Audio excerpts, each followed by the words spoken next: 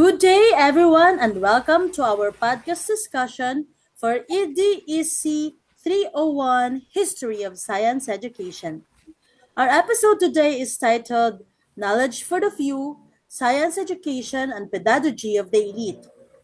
Throughout history, scientific knowledge was often taught in exclusive institutions such as monasteries, early universities, and royal academies.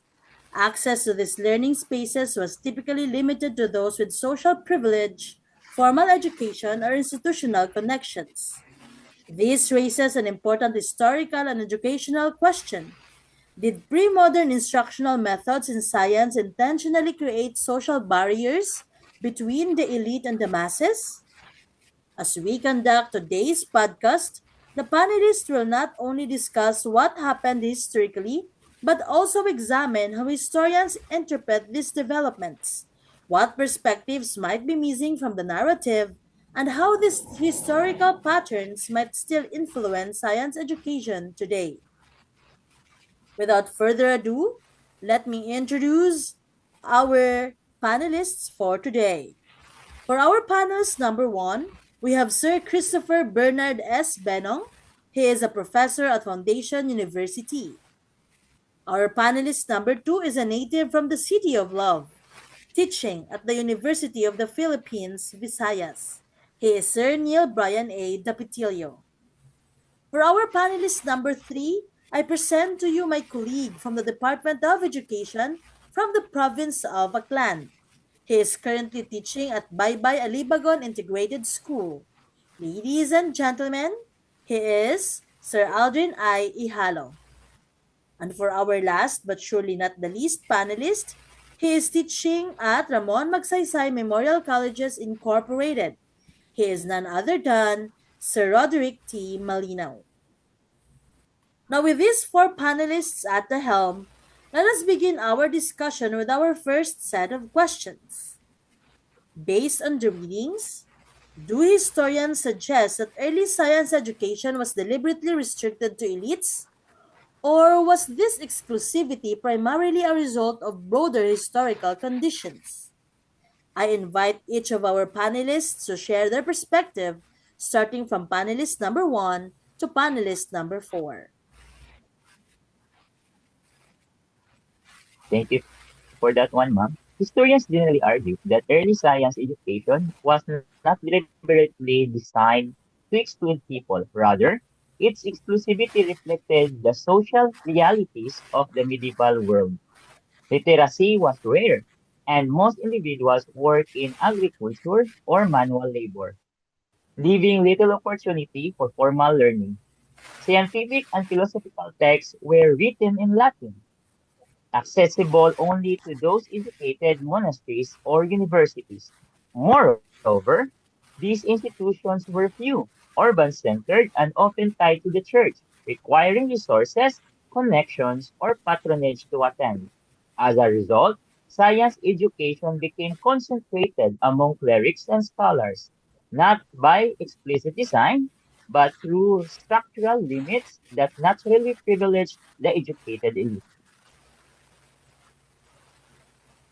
However, historians have many arguments regarding the early exclusivity of science education, which is more a matter of historical conditions rather than restrictions.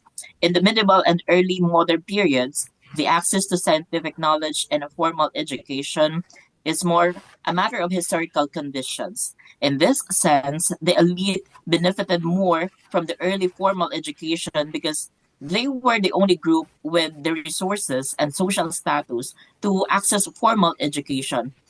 Though some restrictions, the resources and some social standing to participate in formal education, though some deliberate gatekeeping did occur in certain contexts. While Mr. Benong highlighted exclusivity of science education to elites, this naturally limited participation to those already literate in this language, primarily members of the clergy, the aristocracy, and the urban elites. While early science education was practically limited to elites, historians emphasizes that this was an outcome of literacy.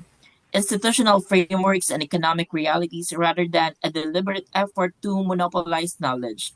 This reflects a structural exclusivity rooted in the social and historical context of the time. Pursuing extended education required resources, time, money, and social support, which more people lacked. This created a de facto elite exclusivity without necessarily implying a conscious policy of restrictions. So to add with your discussions, while some interpretations suggest that early science education simply evolved naturally within its historical context, I take the position that it functioned primarily as a system shaped by power and elite control. Access was not just limited by circumstance, it was reinforced by institutional structures that concentrated learning within specific social groups. So, literacy requirements, economic barriers, and institutional membership were not neutral conditions. They effectively restricted participation to those already privileged. In connection with Sir Neil and Sir Christopher's answers, I agree that broader historical conditions such as literacy, economic realities, and institutional organization played a role in shaping access. However, where I differ is in the interpretation. My co-panelists emphasize structural factors as historical realities, while I argue that these structures also functioned as mechanisms that maintained exclusivity. In other words, what may appear as natural limitations can also be understood as systems that reinforce by hierarchy. Therefore, although knowledge gradually expanded over time, early science was largely concentrated within elite institutions. From this perspective, exclusivity was not merely a product of the environment, it was a defining feature of how scientific learning was organized and controlled. Yes, agreed on what Sir Aldrin said, that elite is not actually being restricted because they are privileged, but rather of because of the broader historical conditions. Let me explain further. Historians likely suggest that early science education was not always intentionally restricted only to elites, but it became exclusive mainly because of broader historical conditions. When we say broader historical conditions, it means it includes the social, economic, and institutional realities of a time that shape who could learn science, often limiting access to it without being a deliberate policy. However, or furthermore, factors such as I said, low literacy rates, limited access to universities and scientific institutions, etc., meant that only a small group of educated and wealthy individuals could study science because formal education and scientific institutions were mostly available to the upper class.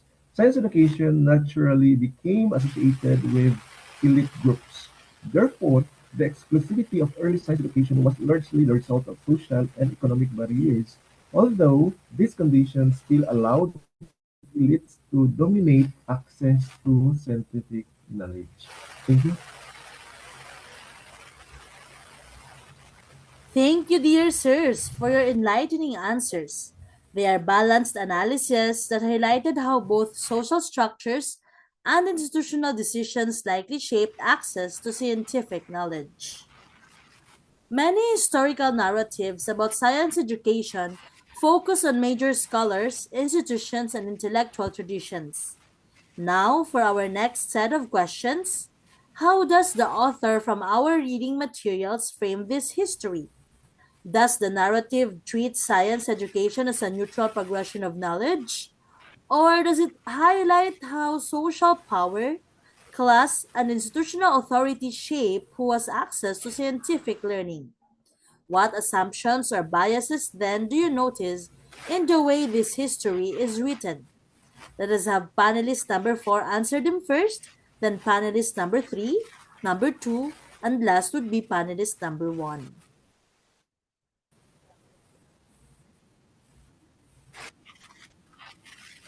Yes, ma'am, thank you for that question. The author likely frames the history of science education as influenced by social structures rather than as a purely neutral progression of knowledge. When we say neutral progression of knowledge,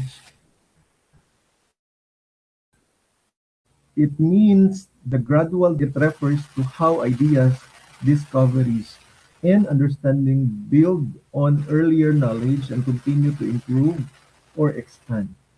The title suggests that science education was often accessible mainly to a small, privileged group, particularly those with higher social status, education, and institutional connection. Further, instead of presenting science education as something that naturally spread to everyone over time, the narrative likely highlights how social power, class privilege, and institutional authority shaped who could access scientific learning. Schools, universities, and intellectual institutions historically favored people who already had economic resources, literacy, and social standing, which meant that many individuals, especially from lower classes or marginalized groups, had limited opportunities to study science. That's it. Thank you.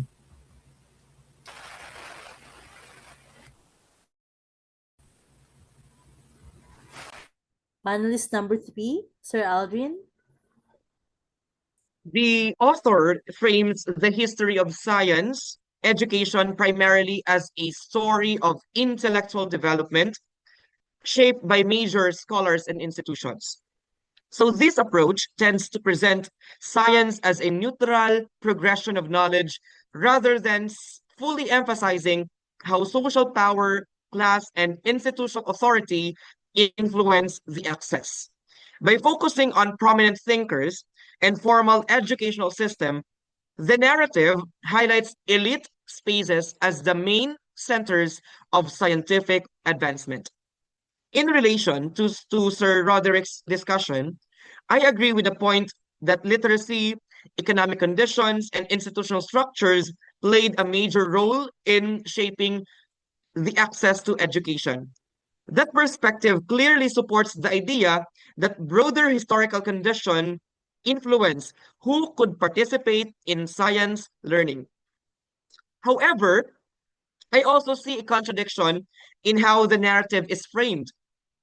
With my co-panelists emphasized the structural limitations, the author presentation seems to focus more on intellectual achievements rather than on the social inequality. So this difference shows that the history can either be interpreted as socially shaped or as primarily data or idea driven, depending on the emphasis. Because of this focus, the narrative appears to privilege institutional perspectives and may unintentionally overlook how unequal access to resources affects or affected participation.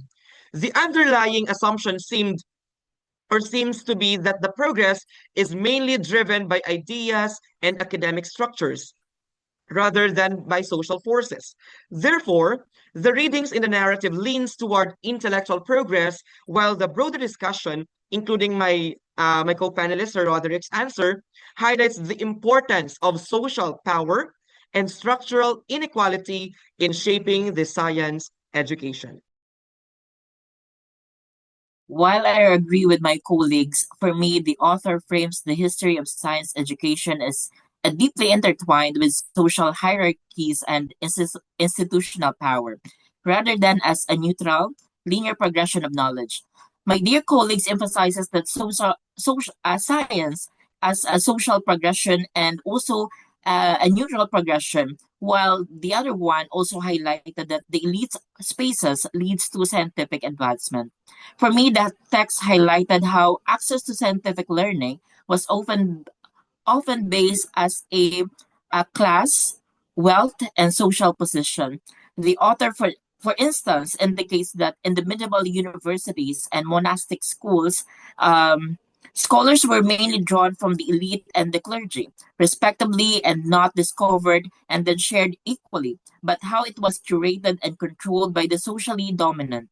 This leads to the points where the narrative points to the role of the university, religion, and guilds as an important agent of the scientific learning system.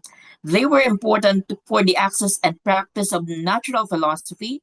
There are moments also when the text and also narrative focuses on great men and also their role, emphasizing the important individuals, texts, and also institutions. Mr. Ihalo pointed out that the science is an intellectual progress. This could also lead to the form of the great men also in history, where the history of innovation and its origin are attributed to the great men of the time, and the role of the other agents of scientific learning could be diminished.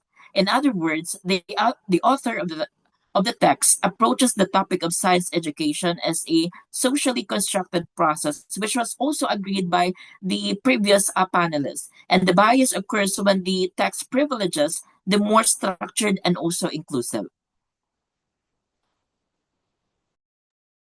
Let me also add to my co-panelist answers. Although the readings acknowledge the importance of institutions and intellectual traditions, the narrative still tends to focus primarily on scholars, texts, and intellectual developments, rather than on broader social inequalities, as Sir Aldrin have said earlier. Ordinary people, women, and non-scholarly communities are largely absent from the discussion. This suggests an implicit assumption that the history of science is mainly driven by learned elites and academic institutions. Additionally, the narrative emphasizes the continuity between ancient, medieval, and early modern science, highlighting how medieval scholars contributed to later scientific developments. While this perspective challenges the outdated idea that stagnant, it may still place more attention on intellectual progress than on social barriers that limited the access of education. Thank you, dear panelists. Your insights show how historical narratives may blend intellectual progress with social context, revealing both knowledge development and structural inequalities. For our last set of questions, what patterns, similarities, or contradictions emerge regarding the relationship between science education and social access? For instance, do some historical examples show attempts to expand access to scientific knowledge?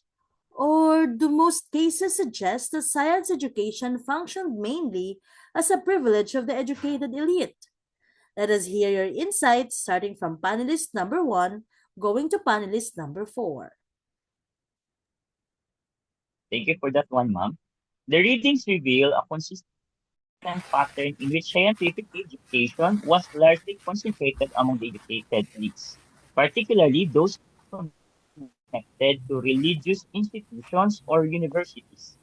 Because scientific texts were written in scholarly languages such as Latin and required advanced training to understand, access to scientific learning remained limited to a relatively small groups of scholars and students. At the same time, there were important historical developments that expanded the circulation of knowledge. For example, the translation of movement of Greek and Arabic scientific works into Latin made a wider range of knowledge available for European scholars. Universities also created institutional structures where knowledge could be preserved, taught, and debated across generations of students. Despite this development, science education generally remained institutionally controlled and socially restricted. This highlights the long-standing relationship between education, social structures, and access to knowledge. For me, an overview of the historical cases presented in the readings reveals the following trends and contradictions concerning science education and social access. while Mr. Benong highlighted that science education is largely constituted to limited small groups and also students. Most of the historical cases demonstrated that science education was, for the most part, a privilege of the literate, the rich, and the connected. Access to science education seemed to be really heavily on the ability to read Latin, being a member of the university or a monastery, and having the financial means to pursue it. There were, of course, exceptions to these trends. For example, there were humanist movements and scientific societies during the Renaissance period that sought to publish works in the vernacular and give it to the public. These examples reveal a contradiction. While science was recognized as a valuable for society, the structures of learning often privileged control over dissemination. Even when knowledge was theoretically available, social and economic barriers often limited to who could fully engage with it. Over time, there is a slow trend toward widening access through vernacular publications, private academies, and later public institutions. But elite dominance remained a persistent feature for centuries. Therefore, the historical pattern is one of the elite centered education with occasional limited efforts to broaden access, highlighting social and institutional structures shape who could participate in the scientific learning.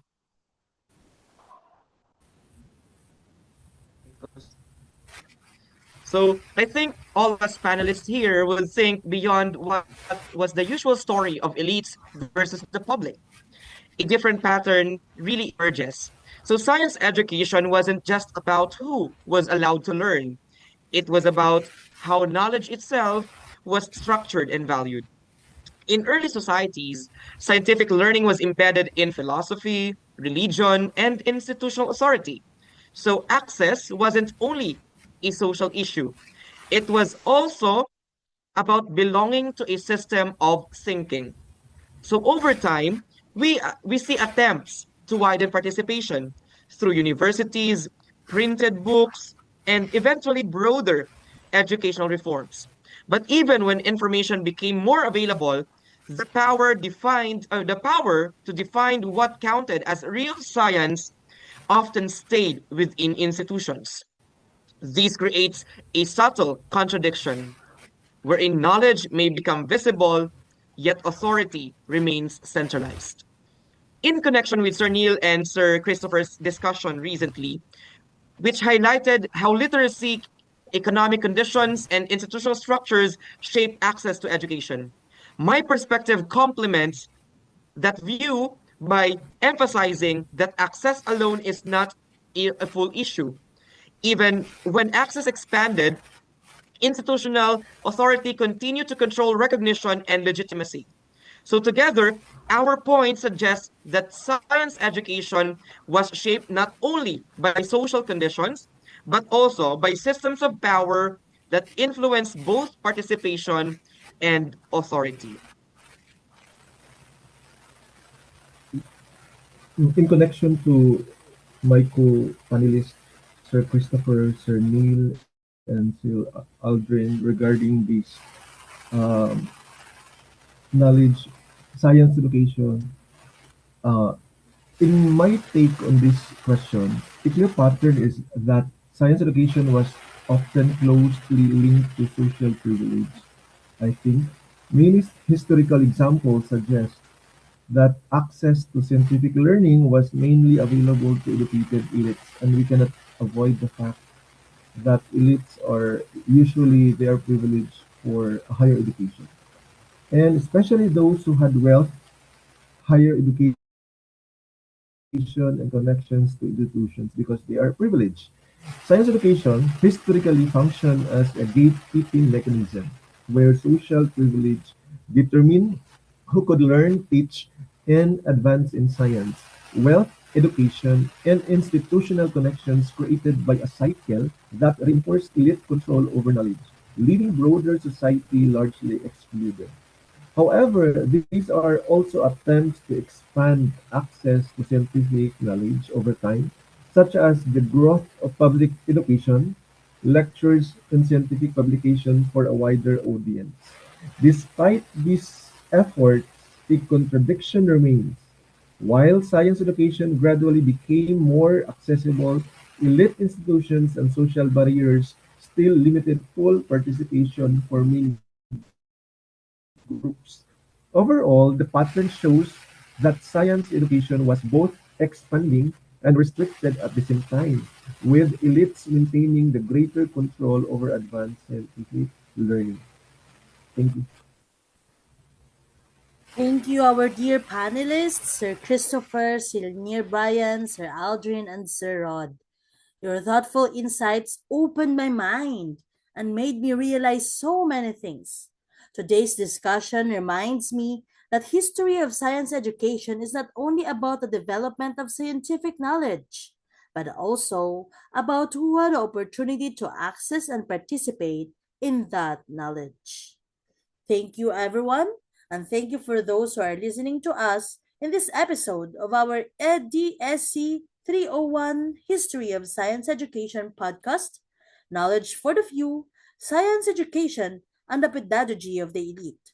This is your host, Ma'am Leia May F. Bartolome, aka Mimi Guapa.